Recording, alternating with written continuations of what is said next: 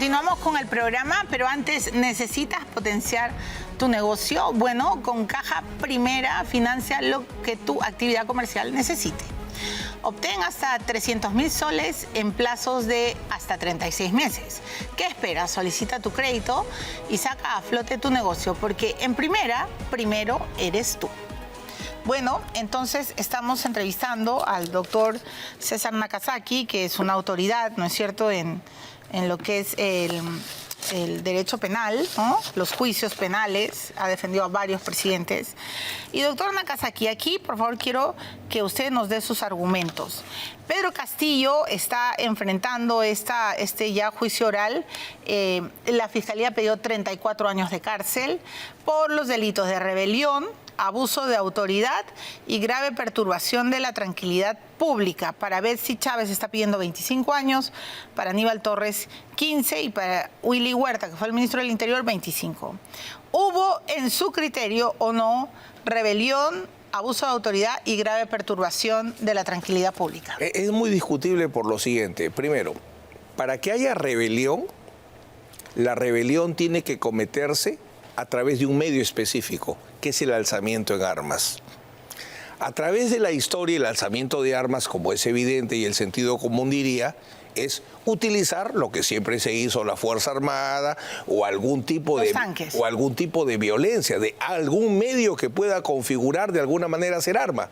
Pero un discurso, y nada más que un discurso, difícil que cuadre ahí. Por eso es que la Fiscalía recurre a una figura alternativa, la conspiración para rebelión, que es solamente el acuerdo.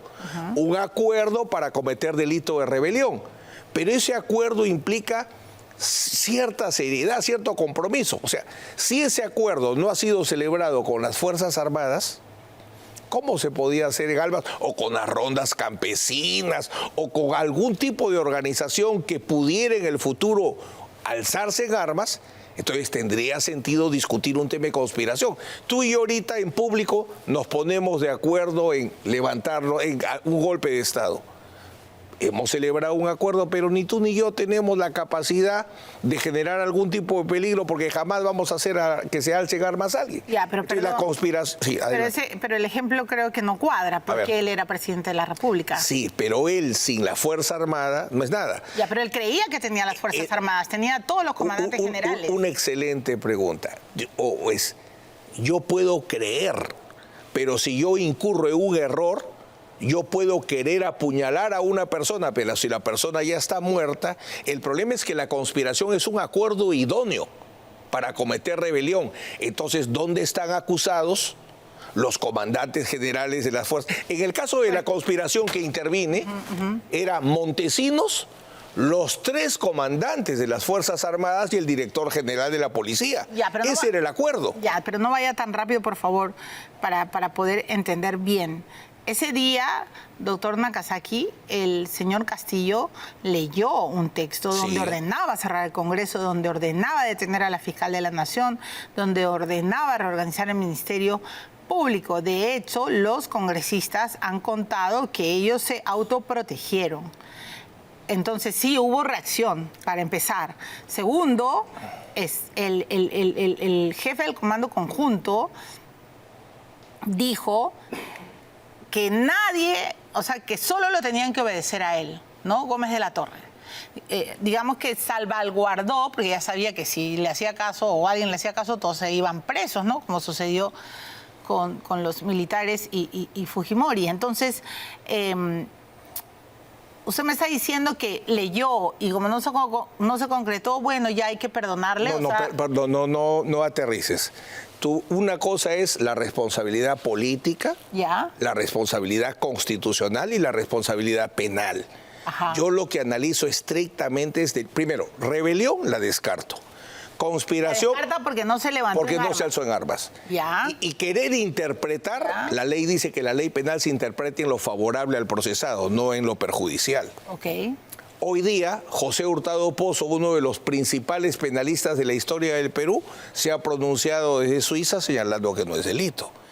Y si algo tiene Castillo en medio de toda esta pantomima es que logró interesar a Zaffaroni, gran jurista latinoamericano que opinó sobre lo mismo.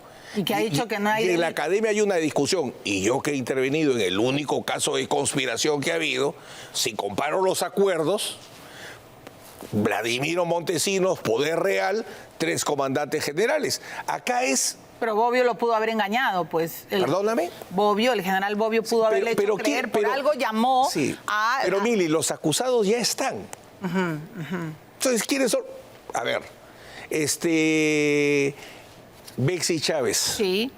Está el comandante de la Policía Nacional, Jesús Venero, el general de la Policía Nacional, Manuel Osada. Está el teniente de la Policía Nacional, Eder Infanzón, Willy Huerta, el ministro del Interior. ¿Pero en qué cargos? Por ejemplo, el director general de la policía contradice, pero bueno, la conspiración para rebelión, discutible, estamos al inicio del juicio, pero hay algo que todos evitan señalar. En los delitos contra el orden constitucional hay una figura que se llama excusa absolutoria. Por ejemplo, también funciona en los delitos contra el patrimonio. Si tu esposo se lleva tus cosas... comete delito contra el patrimonio, pero el derecho penal no lo castiga. Porque el derecho penal dice, entre familia, entre matrimonio y patrimonio, mejor protejo la familia. Anda a la vía civil y reclama, pero la vía penal no puedes. Ahí nadie ha comentado que los delitos contra el orden constitucional hay una excusa absolutoria que dice, el rebelde, el que ya se alzó en armas, pero se somete a la autoridad o se fuga, no continúa con el delito, está exento de pena. Después de ese discurso, ¿qué pasó con Pedro Castillo? Se fue al comandante, no, pero se iba con sus bolsitas. Sí, se iba a la embajada. Estaba huyendo, no se estaba yendo al Comando Conjunto de la Fuerza Armada. Estaba yendo a la embajada. Entonces la excusa absolutoria caería perfecta. Ya, correcto, me alcé en armas, ojo, empecé una rebelión, pero me arrepentí, me asusté, me mariconé y me fui corriendo. Eso en el derecho penal se llama excusa absolutoria y está expresamente regulada en el Código. O sea, en su criterio... No, eso dice la ley, eso no es mi criterio. La ley dice que si el rebelde, el que se alzó en armas, las depone, las entrega o se manda a mudar, no continúa con el delito, ese delito no se sanciona. Esa es la excusa absolutoria. Hay delito, pero no hay sanción, porque se le tiende un puente de plata al delincuente. Arrepiéntete, arrepiéntete, no continúes. Te has levantado en armas, vas a meter un golpe de Estado, no sigas, depon las armas. Si eso se aplica al que se alce en armas y no lo castigan porque depone, el que se lanza un discurso y se va corriendo porque tiene miedo para que lo escondan en México, aplica tranquilamente la excusa absolutoria y en todo caso es motivo para dar batalla legalmente en los tribunales y no recurrir a discursos políticos que no le van a servir para nada. Entonces, por eso, usted que, o sea, en todo momento, Castillo está diciendo, yo no tenía una pistola, yo no cerré el Congreso, está hablando de lo fáctico, ¿no es cierto? Lo que se acuerda, que habrá escuchado en algún momento. O sea, es como que una persona trata de construir sin saber una defensa jurídica, pero el tema está en que en vez de yo, por ejemplo, del abogado de Pedro Castillo, hubiera pedido que venga como amicus curiae Zaffaroni y les hubiera puesto a Zaffaroni, a ver, pues Zaffaroni se presenta en el tribunal y dice, bueno, no es por esto, y hubiese tenido peso. O sea, la defensa tenía que ser distinta. Claro, por eso, lamentablemente... Pero él ha renunciado, ¿no? A 8 abogados, creo. A 8. Ahora, tengo que terminar la entrevista, pero no voy a utilizar la palabra criterio, no voy a decir en su criterio, pero digamos, de acuerdo a su experiencia y a todo lo que usted ha litigado, ¿nos diría que Pedro Castillo va a ser absuelto?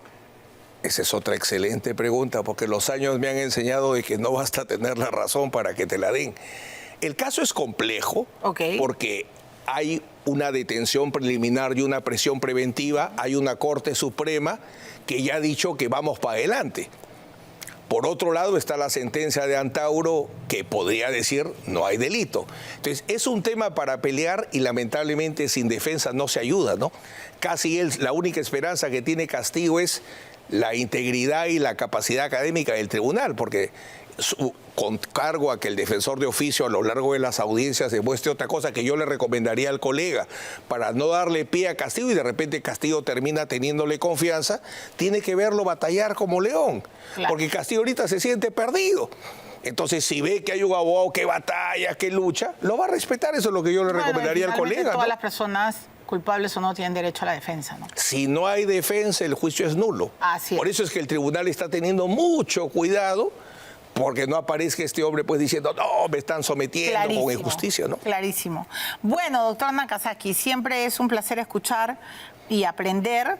Lo voy a seguir convocando. Porque esto recién está comenzando y acaban de escucharlo, va a ser bastante complejo. Gracias, doctor Nakazaki, y cuídese, por favor, ya no... Gracias, Milagros. No esté nadando pechito, ¿no? Por favor. A partir del 13 de marzo, déjese sorprender por Danza, un lugar donde la cultura y la gastronomía se unen para mostrarle lo más fascinante del Perú. Disfrute de una noche llena de experiencias sensoriales únicas en el país. Usted puede adquirir sus entradas a través de Join Us. Danza, danzas y sabores del Perú. Muy bien, vamos a la pausa y regresamos con la alcaldesa de Barranco, que, bueno, pues está metida en un verdadero quilombo. Jessica Vargas.